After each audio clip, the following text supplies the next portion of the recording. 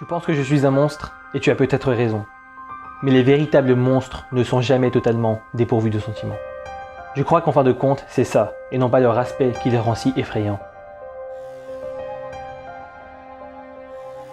Que vous soyez dans le noir complet ou en pleine journée, certains films d'horreur, si vous les choisissez bien, vous feront frémir de peur, sursauter et même parfois crier de terreur. Pourtant, les films d'horreur sont plus que jamais appréciés et continuent de susciter un grand intérêt de la part du public. Mais pourquoi ? Bonsoir et bienvenue dans cette nouvelle question en compagnie de Kratos et de Joe. Ce soir, on vous plonge dans les coulisses des films d'horreur.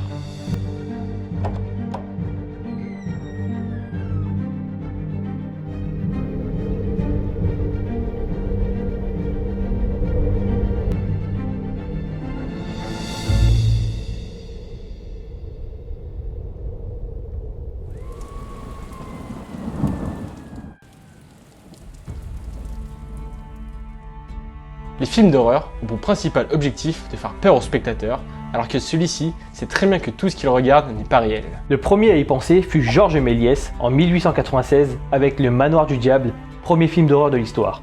Georges Méliès étant aussi connu pour avoir inventé ni plus ni moins que les effets spéciaux. Le premier film d'horreur est donc français. Il est cependant suivi de près par les Anglais, puis par les Scandinaves. Rappelons d'ailleurs qu'à cette époque, le cinéma est encore muet. Ce sont ensuite lorsque les États-Unis s'emparent du concept que le genre est popularisé dans le monde entier. Chaque époque voit ensuite sa panoplie de films d'horreur cultes. Frankenstein dans les années 30, L'Exorciste pour les années 70, le projet Blair Witch pour les années 2000 et plus récemment The Conjuring pour les années 2010. Les films d'horreur sont répartis en beaucoup de sous-genres correspondant bien souvent chacun à un type de peur bien différent. Mais lesquels ? Les deux courants principaux et les plus connus sont l'épouvante et le gore. L'épouvante joue sur l'angoisse du spectateur à l'aide d'une musique crispante et de phénomènes réels ou imaginaires. Ce sous-genre va donc miser sur l'imagination du spectateur et sur l'appréhension de ce que l'on ne voit pas dans le film, mais que nous imaginons dans nos têtes. Un exemple de film d'épouvante serait par exemple The Grudge. Le gore joue sur le visuel, c'est-à-dire que nous voyons directement à l'écran du sang à profusion, pouvant provoquer le dégoût, voire même le rire si cela est présent en excès. L'objectif de ce sous-genre est de nous faire ressentir de manière psychologique la douleur physique des personnages. Un film d'horreur gore serait par exemple Hostel. Ces deux sous-genres sont bien distincts mais se complètent et sont combinés dans beaucoup de films. Les films de zombies, les slashers, films mettant en scène des tueurs, les survival, les found footage, etc. sont des catégories de films d'horreur utilisant ces sous-genres. Pour nous rendre compte de l'impact qu'a eu le cinéma d'horreur dans notre société, nous pouvons regarder la montée du succès qu'ont rencontré ces films dans l'histoire du box-office au fil des années. En 1973, le cinéma d'horreur a engendré 233 millions de dollars. C'est en grande partie grâce à L'Exorciste sorti cette année-là. En 1999, le cinéma d'horreur fait 575 millions de dollars contre 618 millions de dollars en 2000. C'est finalement en 2017 que le cinéma d'horreur est à son apogée avec 734 millions de dollars de recettes, notamment grâce à Ça et Get Out. Pour comprendre pourquoi nous aimons les films d'horreur, nous devons d'abord comprendre ce qu'est réellement la peur. Selon un courant psychologique communément accepté, la peur serait en fait une série d'émotions liées à un processus psychologique signalant de possibles dangers, du stress, ainsi que des situations particulièrement négatives. Mais alors pourquoi éprouvons-nous à la fois de la peur et du plaisir devant un film d'horreur ? Il a été avéré que les synapses de la peur sont très proches de ceux du plaisir. Tant que le cerveau humain vit la peur dans un environnement qu'il considérera comme étant non dangereux, la réaction physiologique sera positive, d'où le plaisir que l'on peut ressentir dans ce genre de situation. La situation proposée par le film va être stressante car il utilise des procédés d'horreur. Le stress et la peur provoquée par le film vont donc accélérer notre pouls, ce qui va engendrer une décharge d'adrénaline dans notre corps, provoquant une production d'endorphines, hormone du plaisir. Nous aimons aussi les films d'horreur car ils nous permettent de relativiser, de prendre du recul sur nos propres vies et nos propres situations. C'est ce qu'on appelle l'effet cathartique.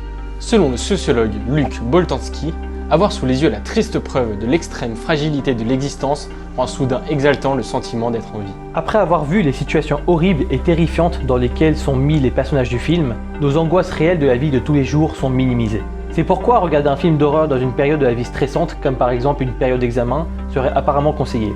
Les films d'horreur se permettent aussi des actions qui permettent aux spectateurs de se défouler. Certains fans de films d'horreur expliquent y trouver un échappatoire très efficace et un moyen de canaliser la violence plus subtile subie au quotidien. Cependant, tous ces aspects qui font que nous aimons les films d'horreur ne sont pas constants chez tout le monde et c'est ce qui explique pourquoi les films d'horreur divisent. Pour certains, la limite entre le film et la réalité est trop fine pour permettre au cerveau de libérer l'endorphine nécessaire au plaisir. Le cerveau n'étant pas certain d'être réellement en sécurité, il va réagir comme s'il se trouvait dans une situation réellement dangereuse. Mais alors, ressentir du plaisir face à des situations parfois extrêmement violentes fait-il de nous des psychopathes ou des sadiques? On va tout de suite vous spoiler et répondre à cette question. Bien sûr que non, regarder des films d'horreur ne fait pas de nous des sadiques ou des psychopathes. Ou du moins pas forcément. Bien sûr, des relations peuvent exister entre la violence de ces images et notre comportement. Cependant, nous ne sommes pas non plus des éponges passives qui absorbons tout notre environnement. Nous sommes en interaction constante avec celui-ci et nous sommes capables de relativiser avec toutes les situations auxquelles nous sommes confrontés. Selon la théorie de l'apprentissage social de Bandura, nos conduites seraient acquises par l'observation et l'imitation de modèles. Regarder un film violent serait donc susceptible d'augmenter notre désir de vengeance et notre agressivité. Cependant, cet impact n'est que de très courte durée et n'est présent significativement que chez les personnes prédisposées à la violence. Ces effets sont pour la plupart du temps immédiats et relèveraient probablement d'une imitation ponctuelle. Les films d'horreur sont donc une alternative, un échappatoire à la vie de tous les jours.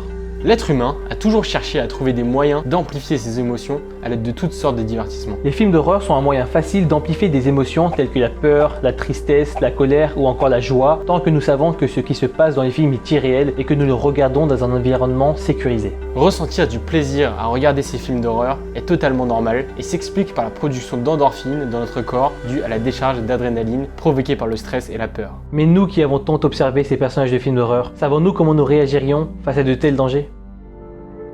Merci beaucoup d'avoir regardé.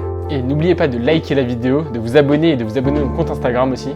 Et aussi de mettre la petite cloche pour être notifié de toutes les nouvelles sorties de vidéos et de mettre en commentaire votre film d'horreur préféré, tiens. Et on se dit à la prochaine pour une nouvelle vidéo. Bye!